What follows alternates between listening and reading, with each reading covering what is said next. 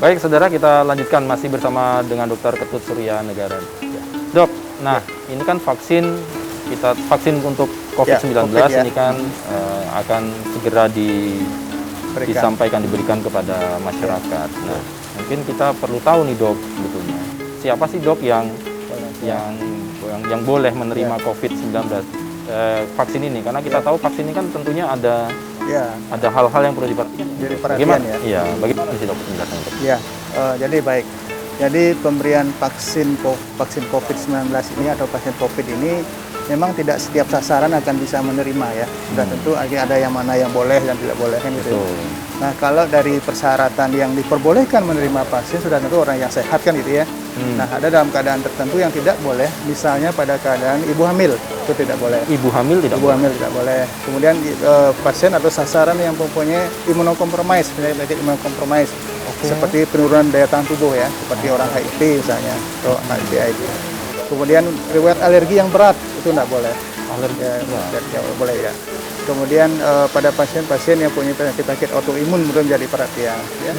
Termasuk dari segi penyakit penyakit komorbid yang punya komorbid ya, itu harus menjadi perhatian.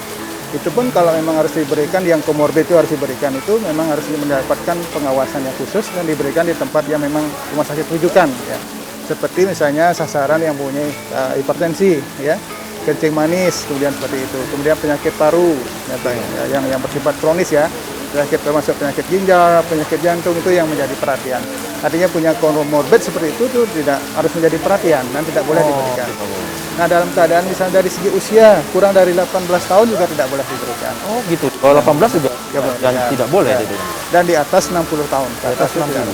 Oh gitu ya. Jadi ada memang beberapa yang memang tidak boleh sama sekali diberikan. Seperti tadi penyakit yang imunokompromis itu, usia, kemudian riwayat alergi yang berat, yang pernah mendapatkan vaksinasi sebelumnya dalam 14 hari terakhir itu memang tidak boleh diberikan. Jadi ada menjadi perhatian kita untuk sasaran-sasaran tersebut. Iya. Ini khusus untuk vaksin COVID-19 ini ya dok ya? Betul. Luar biasa ya. Jadi memang ini juga perlu diperhatikan dari masyarakat juga ya dok ya? Nah kemudian mengapa itu ini Pak dok boleh dikatakan tidak boleh dilarang? Apa ada efek-efek yang sampingan yang mungkin terjadi? Betul.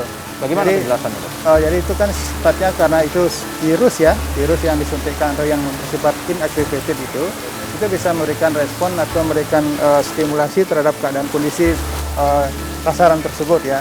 Misalnya seorang yang mempunyai daya tahan tubuh yang rendah atau mempunyai daya imun yang rendah, itu kan justru akan bisa meningkatkan kemungkinan bisa terinfeksi nantinya. Atau kemudian penyakit lain ya, ada hipertensi, jantung, ginjal, nah, itu bisa memperberat kondisi penyakitnya karena kondisi tubuhnya memang dalam keadaan sakit seperti itu. Ya, artinya memang ada menjadi perhatian. Apalagi orang yang pernah punya riwayat alergi yang berat atau shock anafilaktik misalnya, itu juga menjadi perhatian kita memberikan vaksin ini.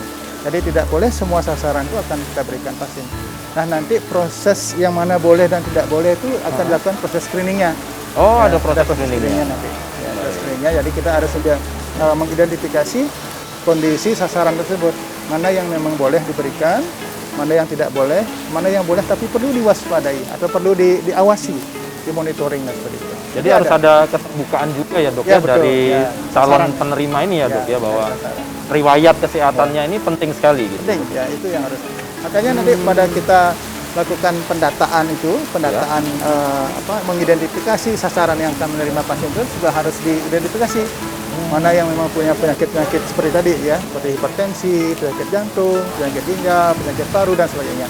Termasuk yang tadi yang punya riwayat alergi yang berat. Ya, pernah mendapatkan vaksinasi dalam 14 hari terakhir, itu harus kita identifikasi nanti di meja 2 nanti pada saat tahap pelaksanaan vaksin. Iya, baik. Nah, dok, kalau teknisnya bagaimana dok? Mereka penerima ini sekali atau 2 kali atau rentangnya bagaimana sih dok?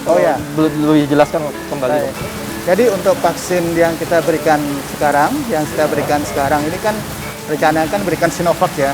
Sinovac itu akan diberikan 2 kali pemberian. Nah, dari dosis pertama dengan dosis kedua itu diberikan jeda waktu 14 hari. Ya, jadi sekitar 2 minggu ya. Jadi sekarang diberikan 14 hari kemudian baru akan diberikan kemudian. Nah, itu yang jenis Sinovac. Kalau yang kita lihat juga akan ada rencana yang jenis Sinopharm, itu akan diberikan dengan jeda waktu 21 hari. 3 minggu dari yang pertama. Jadi memang harus ada pengulangannya. Ada pengulangan. Yes. Jadi memang tergantung vaksinnya ya dok ya? Tergantung vaksinnya. Ada yang 14 hari, ada yang 21 hari harus diberikan yang kembali. Yang berikutnya ya. Oke. Kalau dosisnya gimana sih dok terkait dengan Kalau dosis yang sudah ditentukan ya dari pedoman yang ada tuh setengah mililiter.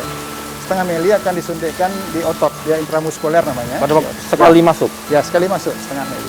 Itu nanti pada 2 minggu kemudian, kalau yang Sinovac ini aku berikan yang kedua dengan dosis yang sama dan memakai vaksin yang sama. Jadi tidak boleh nanti bisa ada 2 vaksin. Vaksin pertama diberikan, vaksinasi pertama diberikan vaksin A, yang vaksin kedua ini diberikan vaksin B. Yang berbeda, nggak boleh. Harus sama. Nah, ini kan kalau kita kan baru akan mencoba ya dok ya, kita belum tahu. Tetapi kalau berdasarkan literasi atau informasi, apakah ada ini dok, misalnya habis divaksin, kemudian ada gejala-gejala apa sih dok, atau apa yang harus diperhatikan, dan ini normal-normal aja gitu misalnya dok. Gimana dok penjelasannya? Nah, baik, jadi pada tahap pelaksanaan pemberian vaksinasi tersebut itu akan ada tahap nanti di meja keempat ya, itu kan ada 4 meja nanti pemberian vaksin itu. Di meja keempat itu akan dilakukan observasi selama 30 menit. Setelah pemberian vaksinasi itu. Di observasi 30 menit, apakah ada istilah kita ada namanya KIPI ya, kondisi ikutan pasca imunisasi. Nah itu ada gejala yang muncul sampai ada reaksi anafilaktik misalnya, atau reaksi alergi yang berat gitu ya. Ada mungkin juga reaksi-reaksi yang bersifat ringan ya, mungkin orang itu bisa singkup, orang gatal dan sebagainya, sesak napas. Ada sampai yang berat itu anafilaktik shock namanya. Pasien bisa shock. Nah itu yang harus diawasi, dimonitoring selama 30 menit. Setelah dimasukkan, disuntik. Ya, jadi di meja 4 nanti itu ada tempat kita melakukan observasi minimal selama 30 menit. Minimal 30 menit. Nah, jadi tugas kita pun juga harus mengawasi selama 30 menit tersebut. Seperti itu. Ya, jadi semua akan dilakukan proses monitoring pasca pemberian imunisasi tersebut untuk menilai apakah terjadi kondisi ikutan pasca imunisasi. Jadi observasinya 30 menit. Baik. Jadi memang ini perlu diperhatikan oleh masyarakat juga. Apabila sudah diberikan suntikan vaksin, tunggu dulu 30 menit. Jangan langsung pulang gitu ya dok ya. Karena kita masih ada fase KIPI tadi Pak ya. Ya, menilai kan. Kita nilai apakah ada kondisi ikutan pasca imunisasi. Ya, apakah nanti ada gejala-gejala yang memang apabila butuh ada sesuatu hal yang di luar, akhirnya bisa langsung ditangani gitu. Ya, bisa langsung diawasi, lakukan treatment yang sesuai dengan keluhan. Kalau bilangan ringan kan kita tahu kalau bicara misalnya tentang vaksin-vaksin yang umum lah dok. Ya, betul. Kalau cuman sakit sedikit memar, mungkin agak panas sedikit sampai turun itu biasa gitu. Vaksin memang gitu ya. Ya, itu respon itu dari vaksinasinya. Itu kan ada yang gejala yang bersifat ringan, keluhan ringan, mulai rasa nyeri, kemudian ada yang juga bisa timbul pasien umum ya, ada yang timbul panas badan. Nah, yang paling berat kan ditakutkan anafilaktik shock itu. Ya, ada reaksi alergi yang berat atau anafilaktik shock. Itu yang harus menjadi perhatian kita. Jadi begitu seseorang yang mendapatkan vaksinasi tersebut, itu harus kita lakukan pengawasan, monitoring selama 30 menit. Oke. Ya, tapi mudah-mudahan ini kalau kemarin kita dapat informasi bahwa sampai saat ini uji klinis menyatakan relatif aman ya dok ya. Hampir di atas angka 90% relatif aman gitu. Nah, ini memang harus menjadi perhatian. Nah, dok, kemudian misalnya kita sudah vaksin. Ya, betul. Kan tadi nyatakan vaksin itu bukan obat. Lagi-lagi kita sampaikan vaksin ini bukan obat. Nah, kemudian apakah kemudian kita setelah divaksin akhirnya udah nggak usah pakai masker lagi atau bagaimana dok? Apa yang ingin disampaikan kepada masyarakat ini penting sekali seperti ini. Jadi setelah pemberian vaksinasi itu bukan berarti kita akan terhindar sekali ya. Nah, minimal untuk spesifik virus yang kita vaksin, jenis vaksin yang kita dapatkan itu. Jadi kita tetap harus menjaga 3M seperti tadi ya, karena protokol kesehatan harus kita perhatikan ya. Jadi mencuci tangan, memakai masker, menjaga jarak itu harus tetap kita perhatikan. Jadi kita tidak boleh lepas dari protokol kesehatan tersebut. Bukan hanya sasarannya, petugas pemberi imunisasi vaksinasi tersebut juga itu harus memperhatikan. Jadi saat mereka memberikan proses pemberian vaksinasi tersebut atau sebagai vaksinator, itu juga harus memperhatikan kondisi kesehatannya ya. Jadi seseorang petugas kesehatan nanti akan memberikan vaksin tersebut tidak boleh dalam keadaan misalnya punya penyakit atau keluhan, kayak batuk, pilek dan sebagainya ya. Nah, kemudian dia juga harus memakai APD, alat pelindung diri yang sesuai.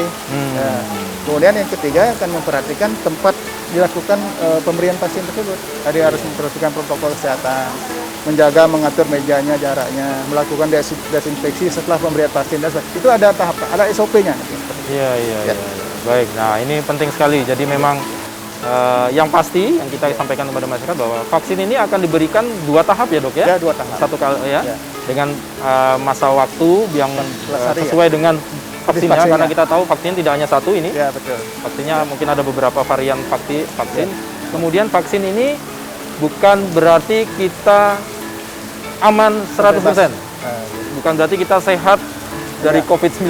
Ya, karena kita tidak tahu varian nanti yang lain bisa muncul. Betul ya. Ini ya dok. Nah, ini penting. Jadi tetap kita melakukan 3M. Ya, betul. Kemudian 3T juga nih, penting juga ya, menjaga jarak, tracing segala macam. Ya, betul. Baik, terima kasih Dr. Surya Negara atas waktunya bersama dengan sama-sama. Kompas TV pada kesempatan pagi hari ini. Salam sehat dok. Ya, Mudah-mudahan sama-sama. vaksin ini memang ya kita bisa berjalan, masyarakat juga mau menerima dengan tentunya dengan informasi yang baik dan jelas. Dan yang pasti adalah kepastian bahwa vaksin ini aman. Ya, betul. Bagi penerima. Betul. Sekali lagi dok, terima kasih bersama Sapa Redaksi On Location pada kesempatan kali ini. Baik, nah saudara, kita ketahui bahwa memang program vaksinasi massal atau yang akan secara gratis yang akan diberikan oleh pemerintah kepada seluruh masyarakat dalam waktu dekat ini akan segera direalisasikan seluruh masyarakat Indonesia dari Sabang sampai dengan Merauke. Tentunya kita berharap bahwa vaksin ini memang menjadi salah satu untuk minimal menangkal awal untuk COVID-19. Bukan berarti dia adalah obat atau penyembuhan, tetapi paling tidak inilah salah satu cara antisipasi kita untuk antibodi pada diri kita. Dan tentunya pastikan Anda apabila akan vaksin, kita harus terdaftar, kemudian kita harus mendapat 2 kali suntikan. Karena memang syaratnya demikian, dengan jeda waktu 14 hari, ada yang 21 hari, saya kembalikan lagi untuk mereview supaya tergantung dengan jenis vaksinnya gitu ya. Dan ini harus ditanyakan kepada tenaga kesehatan pada saat akan disuntik vaksin apa yang kita harus terima. Mudah-mudahan kita tetap selalu bersama-sama menjaga kekuatan daya tahan kesehatan kita, baik di rumah, di lingkungan kita beraktivitas, di tempat pun kita kerja. Tentunya tetap menggalakkan 3M dimanapun kita berada. Terima kasih atas kebersamaan Anda dalam Sapa Redaksi On Location pada kesempatan kali ini. Salam sehat dari kami, sampai jumpa. Terima kasih.